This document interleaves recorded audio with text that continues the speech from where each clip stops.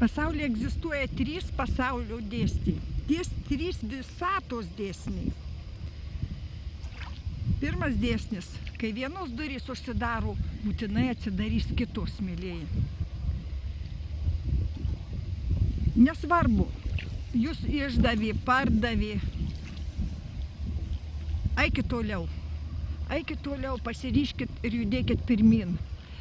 Praradot, netekot, sudegė, išdavė, eikit toliau.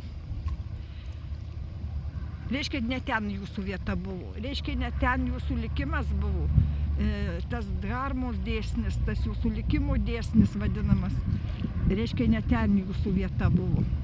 Eikit toliau. Antras dėsnis. Kaip suprasti laimę? Kaip suprasti pasitenkinimą, turtą, jeigu nebuvai skurde? Kaip džiaugtis gyvenimu, jeigu labai nesirgai, jeigu sunkiai nesirgai, jeigu nebuvai arti mirties? Tada įvertinsi gyvenimą, tada įvertinsi viską, kaip pats netekai kažko tai. Įvertinsi viską, ką pabandysi blogo, tada įvertinsi gerą. Tik tai patirtis parodys jums tikrasis vertybės, tik tai patirtis. Ir trečias dėsnis.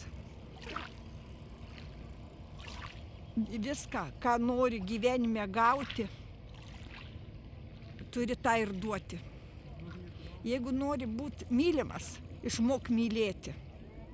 Jeigu nori būti turtingas, išmok dalintis, išmok šitas taisyklės. Viską, ką nori gauti, tą išmok duoti. Ir viskas. Ir to pakanka būti laimingam.